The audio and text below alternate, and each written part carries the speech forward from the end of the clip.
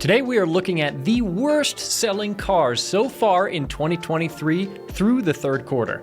That's right, our friends at Jalopnik came up with a wonderful list that we are borrowing, and we're going to bring up these vehicles. Now, first of all, keep in mind that the year is not over yet, so these numbers could change in the future.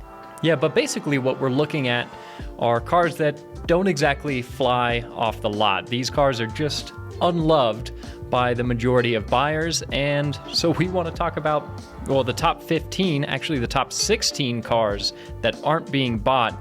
And should we start off the list?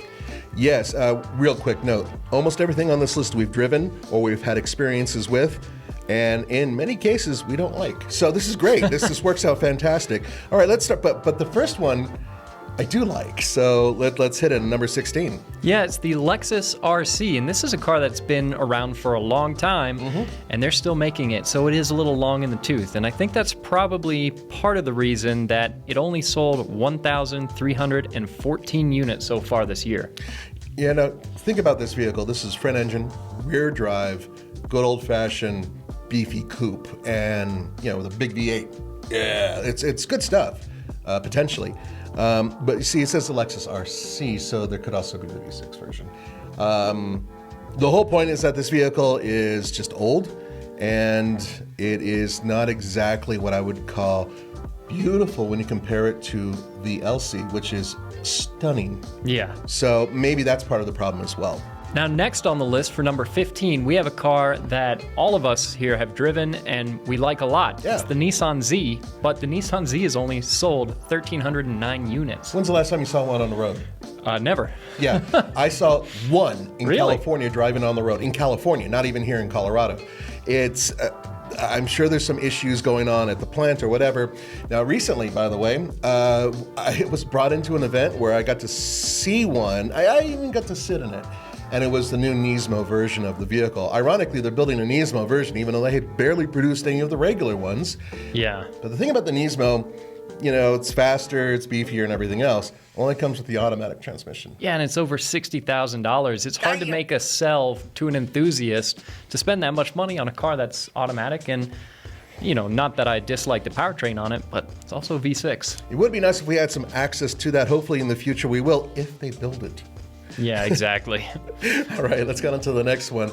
And that's the Audi A7. They only, 1,223 units. Yeah, and that kind of makes sense because really over time, luxury sedans have been selling fewer and fewer units. It's just not what most people are out there buying. Obviously, trucks and SUVs have become hugely popular, so vehicles like the A7 just aren't as appealing anymore. Yeah, and the thing is about that whole sports back design, right? According to producer Zach, it's just like it's not so much a thing anymore, and so people are sort of moving on and going perhaps a little bit more traditional. That's entirely possible, but it's just the car just seems kind of old as well. It just doesn't have much styling panache. No. And next on our list, we have a vehicle that we're very familiar with. For number 13, this is the GMC Hummer EV, which has only sold 1,232 units, but that's actually a big improvement for it because at the end of the second quarter, it had sold 49. So there's a big uptick there. But I mean, this is an insanely expensive SUV or pickup truck that only works for particular use cases, and so I think it's a hard sell for a lot of people. Plus manufacturing. It's also an issue. Weighs more than a large school bus. Yeah, I mean, 9,000 pounds. Over. The one we had, which had a spare tire kit, was like 9,500 pounds, which on a vehicle that, although has a very wide pattern, has a relatively short one, off-road, it's not ideal in some cases. Also, there have been some quality issues which I think have been addressed, so hopefully in the future they'll do better. But yeah, the amount of units that they've sold versus some of the other competitors that are out there, not very impressive. Yeah, no, compared to Rivian or Ford Lightning, there's probably more than 1,200 Rivians here in Boulder County right now as we speak. Parked outside, I would say, yeah. They're everywhere. Now, number 12 on this list is the BMW XM. This is another vehicle that we've tested, and I can see with my eyes why I think at least it's not selling a ton. BMW has changed some of their aesthetic, and recently a lot of people have been making comments, both in the industry and not in the industry, about the beaver tooth or large nostril design, but it goes further than that. There's this new aesthetic that they have, which is sort of concentric lines that don't quite line up, panels that look like they don't fit even though they do. And what used to be a swoopy or almost elegant design has turned into this. And I don't know who's in charge of their design, but I think you and I are on the same page. It's got to be the design that's affecting the sales. Yeah, it's a strange looking vehicle, and at $150,000 roundabout, it's a hard sell. Yeah, it is. Let's move on to number 11, which is the Genesis G90. Now, the G90, I think, is actually a pretty damn good car. It's a flagship luxury sedan. It competes with, obviously Lexus, Mercedes-Benz, BMW, but they just don't sell many of them. No, and it's an unfortunate thing because the G90 is actually a really great car, but again, it's just that luxury sedan kind of thing. And so 1,022 units here on the G90 so far this year, which is not a ton.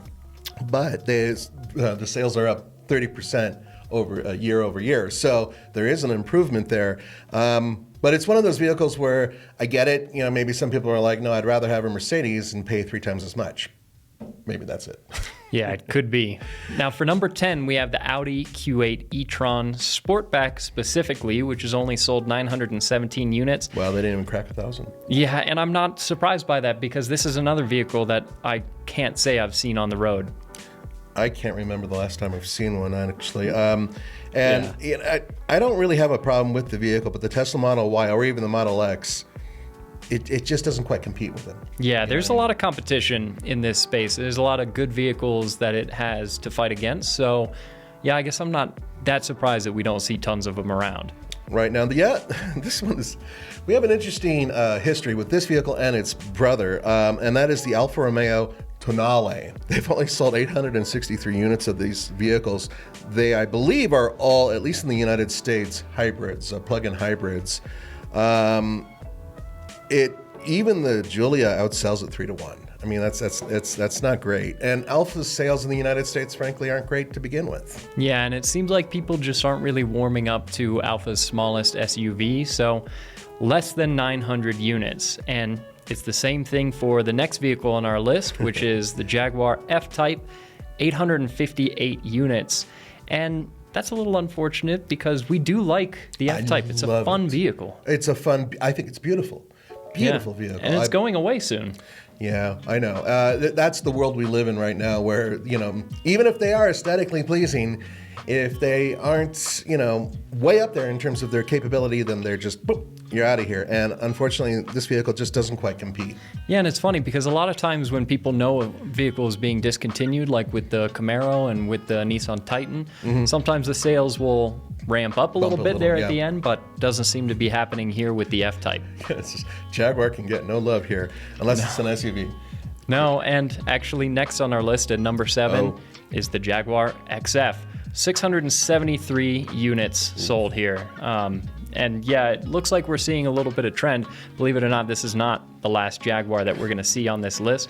But once again, it's a luxury sedan, and it's just not going to be a big seller. Luxury sedans are just not big sellers right now. People would rather have SUV versions of these sedans. Yeah. So I think Jaguar knows this, but unfortunately, this is one of those vehicles which I think is beautiful to look at, and now it's kind of rare if you think about it. I mean, why be like everybody else where you can get one of these and probably get a good deal because they frankly are not moving off the lots. The next one, no surprise here, because it's the only Fiat that is really being built, and that's the Fiat 500X. Wow, only 421 units were sold. Yeah, that's a big drop down from 673 units sold on the last car we were looking at, the XF. Now 421 units, and this is only number 6 on our list. Wow, it's pretty bad. Now here's the thing about the X. It's not actually a horrible vehicle. It has a lot of components that are related to its cousin, the Jeep Renegade. And so it's got decent power. It handles quite well, I think. And it's not a bad little crossover. But at the same time, it's just not very popular. And frankly, this is the only thing that's really on offer from Fiat that's worthwhile. And I would say barely worthwhile, to be honest with you. They really needed to update it, and they never really did. Yeah, it doesn't seem like Fiat has really taken hold in the U.S. Not really.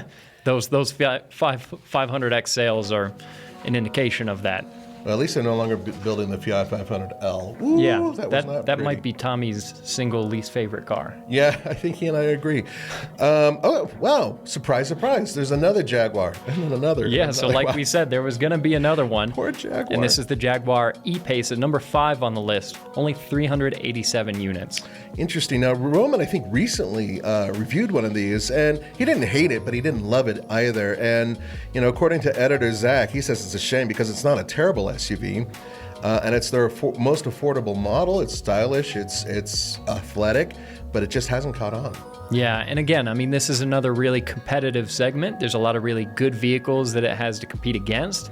And Jaguar, has just not sold a lot of the E-Pace. And for number 4 on our list is the Jaguar I-Pace at 330 units sold. Yeah. Now, to summarize this, it's a Tesla problem. It is, because it just cannot be competitive with Tesla and some other automakers out there that, frankly, are building vehicles that are more affordable, and provide better range. But the good news is, if you do get one of these, nice interior, I think they actually look pretty sleek and, not really a terrible vehicle, but they're just falling behind. Very old tech. Now, for number 3 on our list, we have another vehicle that historically we've liked a lot, but I think historically is a key word there. It's the Nissan GTR, which has only sold 312 units because this car is essentially 16 years old. And really, over time, all it's done is get more expensive. Yeah, there's a minor facelift coming in 2024, but really, this vehicle, it's just one of those that it's mostly hand-built, especially the powertrain. And yeah, it's phenomenal, it's amazing, but it's also one of those that just because Nissan walked away from it, they fell out of love with making it a properly refreshed vehicle that could be competitive in design. It just seems like they dropped the ball and walked away. And there's just other performance cars out there that are genuinely newer. They're more exciting because of that. And there's not a lot of motivation to get a brand new GTR versus one that's a couple of years old, because it's essentially going to be the same car. Yeah, exactly. And on top of that, the price. They're remarkably expensive right now. So it just makes sense to look at some of the other exotics that are out there and pick up one of those. The next one, now Hyundai has not been all over this list, but they are here, and that's because the Nexo or Nexeo. I never know how to say that. I think it's Nexo. It's Nexo. Okay. You may not have heard of it. Well, only 173 units were purchased, and there's a good reason for that. It's a hydrogen-powered car, so... Yeah, which just necessarily narrows the scope of people that are going to be interested in it, or even practically will be able to drive it. Now, there are other hydrogen cars that exist. The Toyota Mirai, which has sold about 2,600 units so far this year. But yeah, essentially, unless you're in California, then there's not a lot of infrastructure for a hydrogen car, so it's not going to be realistic to own one. Yeah, so I mean, that's not a huge surprise. There's like one place here in Colorado, in the entire state of Colorado, and they won't even let you come in there and fuel up your vehicle. It's useless to own in a place like Colorado. The last one, this is the Karma GS6, 143 currently sold. Yeah, so it's an updated version of the Fisker Karma, which is now sold under a different brand. Yeah, it has nothing to do with the current Fisker products that are coming out, like the Ocean and eventually the Pear.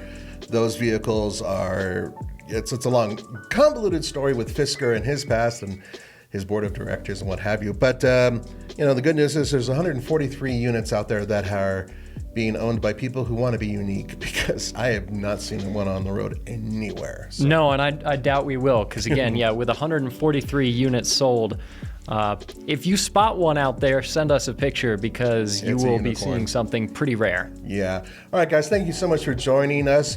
Add to the list, please. We want to hear your comments below, whether or not you think these cars belong on this list, or perhaps, maybe, some of these cars are worth your time to look at because they're not moving on the dealership lots. Maybe you can get a deal.